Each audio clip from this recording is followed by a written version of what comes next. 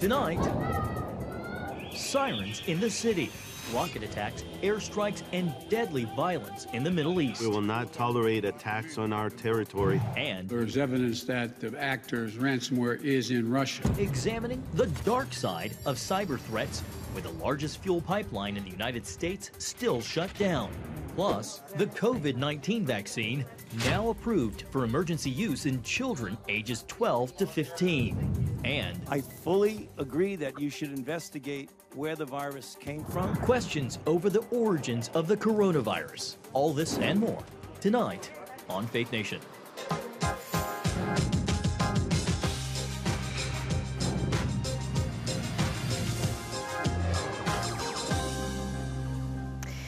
Tensions running high in the Holy Land. Welcome to Faith Nation. I'm Jenna Browder. Good evening. I'm John Jessup. The White House condemns the ongoing rocket attacks by Hamas against Israel. Terrorists firing more than 300 rockets and mortars in a 24-hour time span. Israel's defense forces responded with more than 100 strikes inside Gaza. Dozens are dead because of the violence. The renewed assaults coming in the wake of weeks of violent riots as the ongoing battle threatens to turn into all-out war. Chris Mitchell reports from Jerusalem. Beginning Monday during the day and then throughout the night, Hamas and Islamic Jihad fired barrages of rockets into Israel. On Tuesday, they hit two buildings in the Israeli coastal town of Ashkelon, wounding some 30 Israelis, and later hit this home in Ashdod. On Monday afternoon, sirens wailed in the city of Jerusalem for the first time since 2014. These Israelis had gathered on Jerusalem Day to march into the city, celebrating the reunification of Jerusalem in 1967. Police also evacuated the Western Wall during the sirens. Several rockets did hit communities on the outskirts of Jerusalem, damaging homes. Israeli Prime Minister Benjamin Netanyahu warned Hamas and other Islamic groups.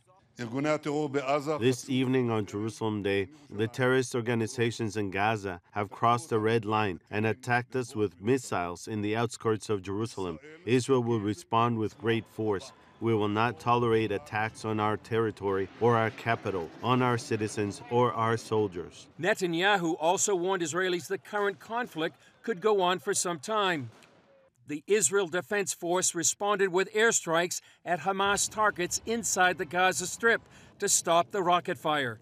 Hamas said 24 were killed, including a number of children. The IDF says some of those who died were caused by stray rockets fired by Hamas. Palestinian Authority President Mahmoud Abbas's Fatah Party called for more demonstrations in Jerusalem with this video. This is Jerusalem calling to its residents. And Jerusalem, we will redeem it with our lives. We will sacrifice for the sake of the Al-Aqsa Mosque until the last breath. We will turn the world upside down for the sake of this homeland. Former UN Ambassador for Israel Danny Ayman told CBN News Abbas has been behind the riots of the past few weeks. We have to understand that it is not a spontaneous riot. It is orchestrated by President Abbas from the beginning. He decided to cancel the elections in the Palestinian Authority, and he knew that there would be a lot of criticism about that. And immediately, he put the focus on Jerusalem. They are using the holy site of Jerusalem in order to incite riots and violence. The riots for the last 2 weeks and the rockets of the last several days come during the Muslim holy month of Ramadan, when there are increased calls for martyrdom, jihad, and holy war. Hopes were high that the situation would calm down with the end of Ramadan on Wednesday. Now it looks like Israel could be preparing for war. Joining us now is our CBN News Middle East Bureau Chief, Chris Mitchell. Chris, thanks for being here. We're praying, of course, for your safety during this time. Speaking of safety, I know Israel is heavily dependent on tourism. They want to reopen the country, but how safe is Israel right now, not just for tourism, but for people like yourself and Israelis? Well, it kind of depends where you are, John. If you were here yesterday in Jerusalem, we could hear some of the booms of the rockets that either hit or perhaps the Iron Dome that had intercepted them. So just around Jerusalem, there were several places that were hit, about 5 miles from where we are. Right now in Ashkelon, which is just a few miles north of the Gaza border, there have been hundreds of rockets that hit there. It's a very unsafe place to be right now. Many of the people there are told to stay in their shelters. And 2 people have died. There's been a couple of dozen Israelis wounded. In Gaza, there's maybe about 24 people that have died tragically. And to explain some of the deaths in the Gaza Strip, John, and people may wonder why the death toll is like that, is that Hamas, Islamic Jihad, they fire their missiles from civilian areas. And so when Israel tries to strike those surgical strikes, unfortunately, some people have died in the process. But many of those are part of these Hamas, Islamic Jihad terrorists as well. Chris, you know, speaking of the situation there, what is the Israeli government doing to protect Israel? Well, right now, they just had a security cabinet meeting. Israeli Prime Minister Netanyahu says that they're going to intensify these attacks against Hamas and these rockets. Defense Secretary Benny Gantz said they're going to set back these terror groups a number of years. I heard on the WhatsApp that we're getting almost on a minute-by-minute basis, about 80 planes that have just left, and they're going to have a intensive campaign against these terror groups inside Gaza for the next several hours. So that's what's happening right now. And to your point about praying for safety, you need to pray for safety for all the people here and wisdom for the leaders on know what they need to do. Chris, remind us, we know it seems like there's been relative peace, and I know that relative is subjective, but what led up to the flare-up this time? Well, this time, many people believe, and the people that I've been talking to that monitor the Palestinian Authority and the Palestinian politics, is that several weeks ago there was a scheduled election here in the Palestinian Authority. Mahmoud Abbas, the Palestinian Authority president, is in the 15th year of a 4-year term. So a lot of people were looking forward to those elections. He canceled them, and a lot of people believe that he used the pretext of a land dispute in a neighborhood in Jerusalem called Sheikh Jarrah as a rallying point for many Palestinians and his Jerusalem Arabs. That really did take off. That's what sparked many of the riots. And many people believe that was all a distraction to try to get away from the fact that he did cancel election. He took a lot of heat from the European Union, from other people, and particularly in the Palestinian population. So many people believe that's what got this all started, was an attempt by Mahmoud Abbas to distract from canceling those elections several weeks ago. Chris, we only have about a minute or so left. Speaking of elections, how might all of this play out in Israeli elections? I know that they're still trying to figure out who is going to lead the country. How do you think that this might affect those ongoing negotiations? Great question, John. Right now, Yair Lapid, he's the head of the Yesh Atid party. He's in a 28-day period right now to try to form a government. What he needed to form that government was an Islamist Arab party called Ra'am.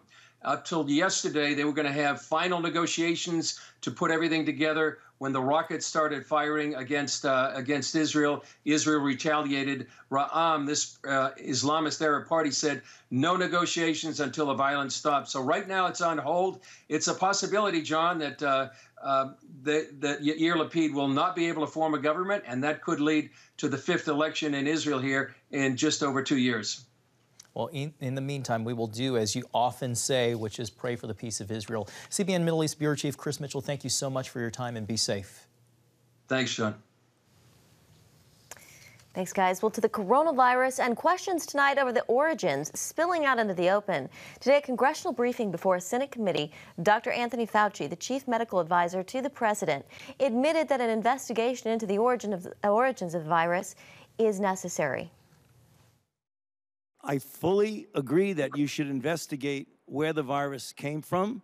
But again, we have not funded gain-of-function research on this virus in the Wuhan Institute of Virology. They have collaborated on gain-of-function research where they enhanced the SARS virus to infect human airway cells, and they did it by merging a new spike protein on it. That is gain-of-function. That was joint research between the Wuhan Institute and Dr. Barrick. You can't deny it. We did not fund gain-of-function research to be conducted in the Wuhan Institute of Virology. And it got pretty combative there today. Well, the renewed push for an investigation comes as the COVID-19 vaccine from Pfizer is approved for emergency use in kids ages 12 to 15. Well, joining us now is Dr. Daniel Ayman, founder and CEO of Ayman Clinics and the author of Your Brain is Always Listening. Dr. Ayman, it's great to have you back here at Faith Nation. As you just heard today, that exchange between Dr. Fauci and Senator Rand Paul, Dr. Fauci conceded that there needs to be an investigation into the possible laboratory origins of the virus. Dr. Ayman, how significant is that? And then also, how necessary would that investigation be? Well, it's very necessary. If we don't do everything we can to understand the origin of the virus, what's to say it won't happen again next year or 5 years from now? This has affected people not only physically, but as a psychiatrist, what we saw last year is depression tripled. We're in the middle of a mental health pandemic caused by COVID-19, and we have to be diligent in understanding where it came from so that we can work to prevent further pandemics. So why are we just now, getting around to this? It seems like, things are finally lifting. We're seeing really the world open up again. Why are we just now talking about this investigation and where it all originated from? Is this a little too late, or what's your thought on that? Well, people have been speculating, trying to investigate it from the moment it started. We all wish things were different than they were. But there have been a lot of voices for let's understand this. The idea that it came from the wet market, it just didn't fit for a lot of people. There've been a lot of skeptics all the way along. The unfortunate thing is it became political, and then people started taking sides, and we lost our rational judgment with the politicization. I actually talk to a lot of my patients about ANTS, automatic negative thoughts, the thoughts that come into your mind automatically and ruin your day. And we've just been infested as a society with the division, the hatred. I've gone through 10 presidential elections as a psychiatrist. I have never seen one that damaged my patients, whether they're on the left or on the right. The level of family discord is just historic. I've never seen anything like that. We have to get back to more rational thinking and investigating where this comes from. Of course we should. That's just a rational scientific question that people should be asking with great fervor.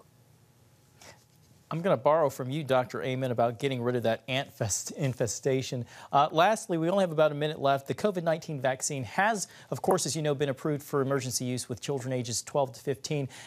Dr. Ayman, since children tend to fare better with the disease than adults, should parents be hesitant? Well, children can still get COVID-19. They can still be hurt by COVID-19. And more importantly, they can still spread it. This is not an innocuous virus. I had one of my 28-year-old employees in our Manhattan clinic end up on a ventilator for 10 weeks. I lost my dad to this virus. Mm-hmm. It's not a joke. It's serious. And this pandemic has hurt so many people economically, physically. The grief and lost dragon, I talk about it in Your Brain is Always Listening. Along with the death dragon, they're living in the minds of our children. The vaccine's been tested on thousands of children, shown to be safe for most. Of course, if you have a child with medical conditions, you should talk to your doctor. But I think it gives people a level of freedom knowing that they can take COVID-19 and sort of turn it into a cold. That's what the vaccine does. Dr. Ayman, unfortunately, we're out of time. Thank you so much for your insights and for being here. It's great to have you. Thank you. We'll be back right after this. Hey, if you're tired and exhausted all day, you can't think clearly, and you really just need a cup or even a pot of coffee to get through your day, then join me, Dr. Josh Axe, for this new series where I'm going to teach you how to transform your diet and use essential oils and supplements to get a better night's sleep. Wake up to your best life. Call 1-800-700-7000 to get your free DVD or booklet of Protect Your Sleep today. It's about the competition. I kind of put that pressure on myself, and I think people had expectations. It's about overcoming. We use this phrase all the time, keep chopping, keep practicing hard. It's about going the distance. I think as a father, it's my job, to lead, just be the best husband and father I can be. Watch Going the Distance with Sean Brown Saturday night at 7:30 on the CBN News Channel. Orphans Promise is committed to loving and serving at-risk children, to helping keep families together, and to creating opportunities for strong and sustainable communities around the world. We're working in over 60 countries around the world, and with your help, we can do even more. There's an old African proverb I love that says, if you want to run fast, run alone. But if you want to run far, run together. At Orphans Promise, we want to run far so we can touch the lives of as many orphaned and vulnerable children as possible. But we don't want to go alone. We're out to change the world, one child, one family, one community at a time. Will you join us?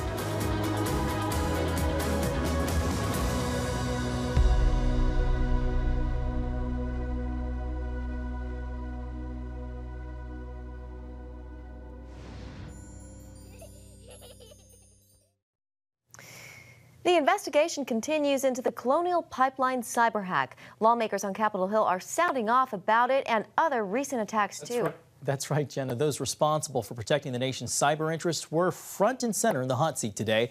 CBN White House correspondent Eric Phillips has been tracking the developments and has the latest. Eric?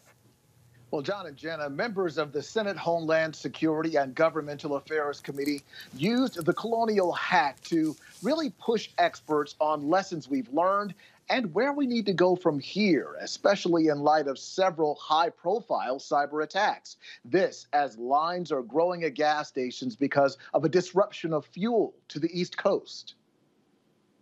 This is potentially the most substantial and damaging attack on U.S. critical infrastructure ever. It shows that cyber attacks can have tangible, real-world consequences. While Colonial Pipeline supplies about half of the fuel to East Coast customers, it's still a private company. The Cybersecurity and Information Security Agency, or CISA, focuses on protecting federal assets. Still, incidents like this put the two sectors in essentially the same cyber threat boat, where communication is not always flowing, perhaps creating a threat of its own. If the FBI had not brought you in, would Colonial, do you think, have contacted you to ask for your assistance? No. Do you think that's a problem? I think that there is benefit when CISA is brought in quickly. CISA's unique responsibility is to help the broad community improve their cybersecurity. We're the only federal agency charged with getting information out to support everyone's cybersecurity and resilience. But for us to do that, we need to be fed the right information from all of our partners. And that covers government intelligence and the private sector, mainly because both have been hit by 4 major cyber attacks in the last 6 months. Officials say the attack on the private network monitoring company SolarWinds affected 9 different federal agencies. It's also something on the mind of the president. We launched a new public-private initiative in April. It begins with a 100-day sprint to improve cybersecurity in the electric sector. And we'll follow that with similar initiatives in natural gas pipelines, water, and other sectors. U.S. officials blame the SolarWinds hack on SVR, a group backed by the Russian government. Investigators say a gang of hackers called DarkSide is responsible for the ransomware attack on Colonial. So far, there is no evidence from our intelligence people that Russia is involved, although there is evidence that the actors' ransomware is in Russia. They have some responsibility to deal with this.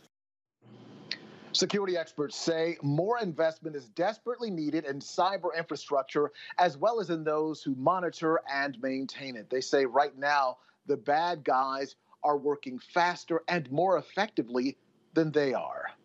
Eric Phillips, CBN News. Daddy? Yeah, buddy? How many nickels are in a dollar? There are 20 nickels in a dollar. How do birds fly? Does milk really make my bones stronger? Yeah. Daddy, when we die, will we go to heaven?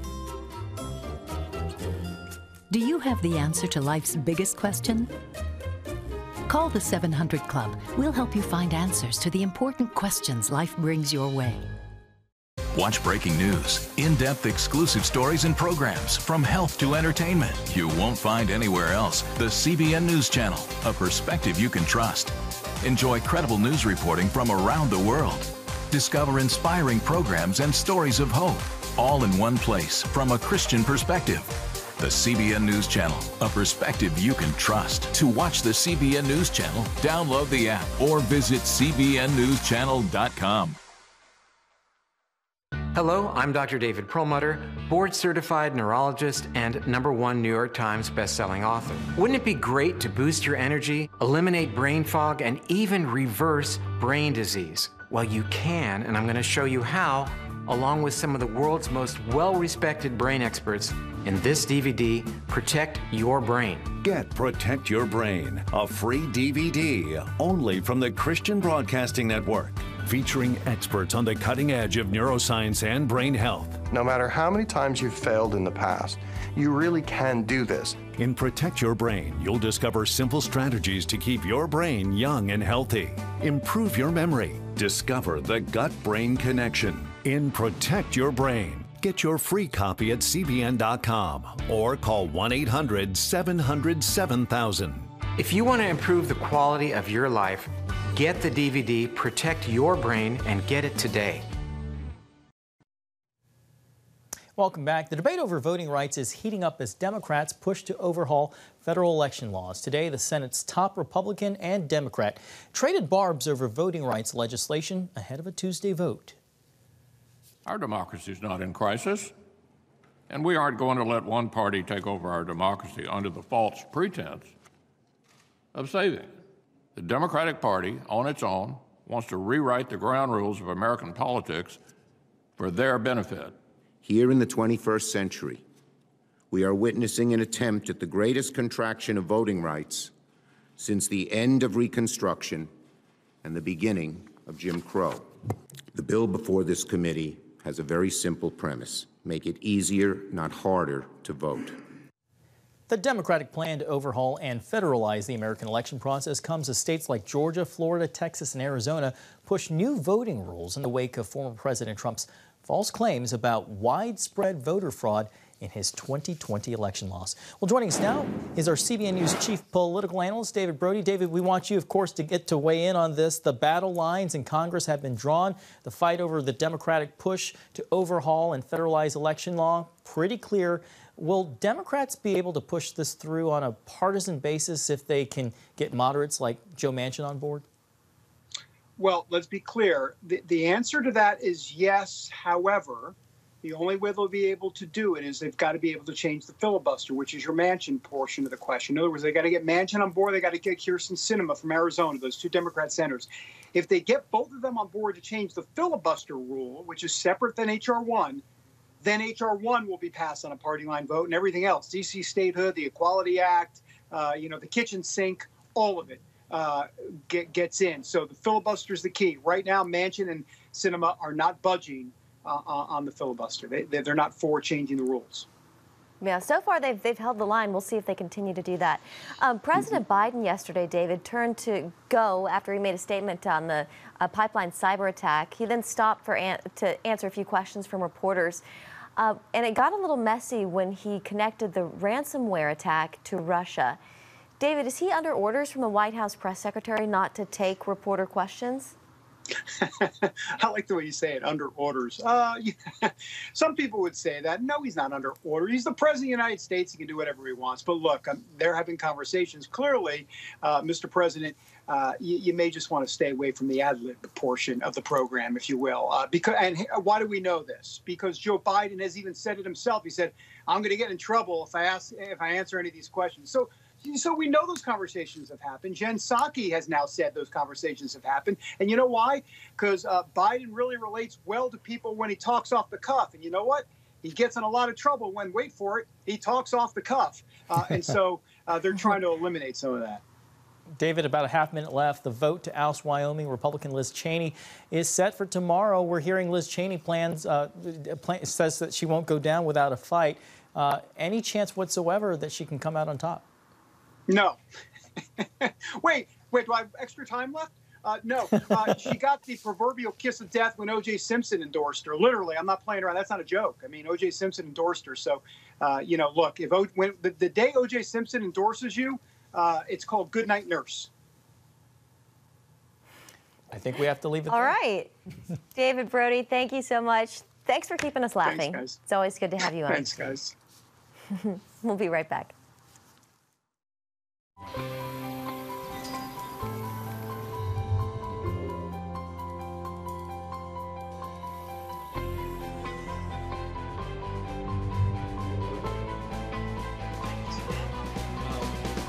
I am Region's first ROTC graduate student.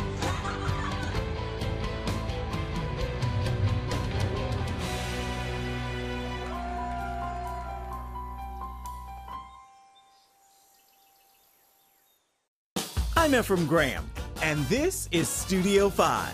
Cruise with me as I discover the good things happening in the world of music, sports, television, and movies. The fact that Ryan Coogler was going to be directing the film, I knew that something special was going to happen.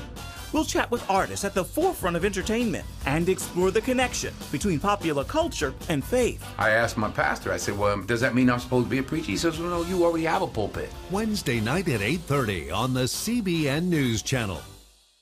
How'd you like to get a redo on your health, on your body, on your arteries, so you could have the energy you had 20 years ago?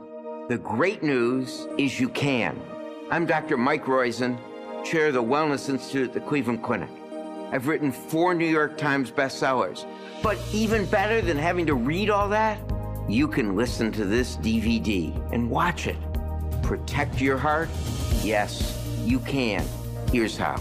Go to cbn.com or call 1-800-700-7000 for your free copy of Protect Your Heart. Let the medical experts show you their new discoveries on how to avoid heart disease and even reverse it. Easy steps to uncover the hidden dangers in your medicine cabinet, reduce stress, and get a complete do-over for your health. Call 1-800-700-7000. That's 1-800-700-7000. Or go to cbn.com to claim your free copy of Protect Your Heart. Finally tonight, a mother's love on full display at the Boston Zoo. Just in time for Mother's Day, a gorilla fascinated by a mother holding her newborn baby got an up-close and personal view at Franklin Park Zoo. I love your baby. Aww. So precious. Aw, the gorilla's motherly instincts kicked in as she cozied up to the glass and appeared to try to hold the baby's hand.